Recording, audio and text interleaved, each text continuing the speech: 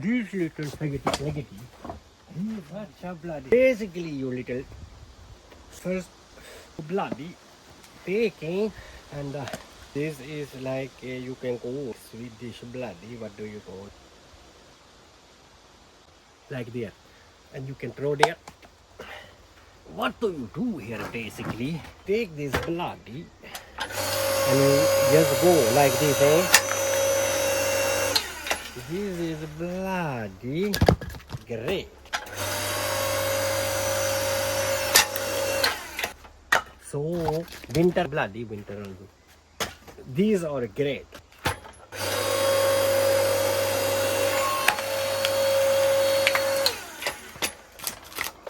Good, alles good. So you can see all houses are bloody right now, eh? And that is bloody, what do you call this shit old place? Not bright rain, but sauna. Paint little bloody sauna, you know. Stockholm white. Neighbor came. Hello little neighbor, how are you today? You work all day. Little neighbor. You can take also more, eh? You take Roy the 70 kilo Rottweiler dog. He used to take these and use these bloody his little sticks. We take it bloody jaws or fucking worst I have ever seen. So some of the logs, you know, my mom, she cannot bloody carry, so she called Roy. Roy came, bloody take everything in the bloody material. So, okay, so this is the place what you are seeing now. Always, rather. Har ni tänkt på en sak? Nu, bara för någon månad sedan, only a month ago, they came out in the Swedish main bloody, what do you call it, media. They thought they had made a discovery as usual. And this is the, so basically what happened was, we have known, people have been shouting from the suburbs and the no-go shit zone for decades. Now, one journalist found out there was a guy working in a, you know, youth center, and this guy was criminal. So bloody hell also. Panic in the shit. Everybody got panic. There were debates about this. You know, when we first talked about criminal people working with youth and recruiting them into the wrong things, you know. But when we told 20 years ago, nobody listened. This is how it goes. So one thing have really stuck in the bloody what people head. This is so telling of how Sweden works. So we had this woman. Somalian woman, imagine, this is a Somalian woman. You know, it's not easy for Somalian women. They have their culture and they have their ways, and it's not like the Swedes. They think that as soon as you step bloody foot into this shit old country, you became feminist, you became gender neutral, you became like the Swedes. They don't think this is stupidity. They don't think that, oh my god, there are more genders than men and women. They don't think like, shit, I'm going to completely, you know, make a fool out of myself. No. They bloody think the more you think like this, the better you are. The brighter, smarter you are, you know. So no wonder Sweden looking like this. Anyway, so we had this Somalian woman.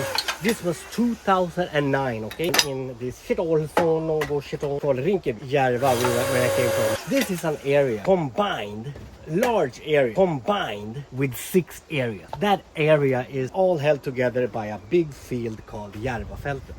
Only 15 years ago, it was 1-2 of those areas that were they bloody. Those were the first areas in Stockholm, maybe in Sweden. They bloody packed the areas with immigrants. They just, you know, yes, immigrant, come here. They bloody to the world. They played like they are so tolerant. They are so good in integration. Of course, everybody can be good if you only pack in immigrants in one area where they are never to be seen, heard, or anything. And when you have packed everybody in their little area and never let them talk to journalists, you do the talk, then you can say to the world, look, we are such a role model in this bloody what they call integration. The lie kept going with no shame whatsoever. They themselves, they rather pay $1 million more to live in a toilet in a Swedish area than to bloody pay less and live in an immigrant area. So there's no go. Ever since the 80s, 90s, they start to pack in lots of immigrants in those areas, and yes, look, we are so good. You are not affected by it. Then of course you think that everything is okay, and that is kind of a racist because they had no clue. Always wanted to sit and talk about those areas and immigrants. Never. They had never been there, never lived there. If they lived there, they moved 1900 bloody 76 when the first immigrant came there. They said, oh my God,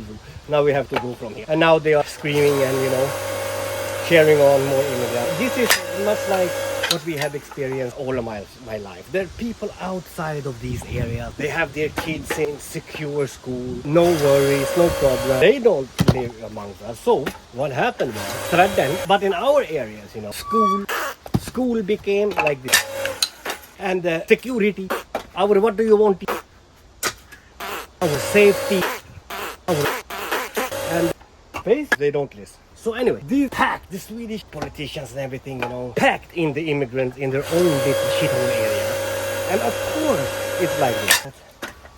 I mean, turn this area into shithole area in only matter of years. Everything is the people. And if you are having people in a shithole area that nobody knows about the society, nobody knows language, nobody works, because they get more money out of not working than actually working. So of course, bettering.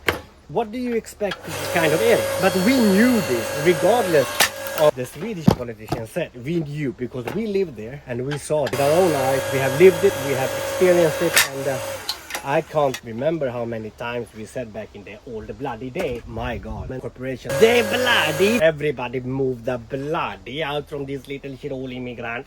They were like, bloody hell, also coming here, little immigrant. The cute little liberals, my God.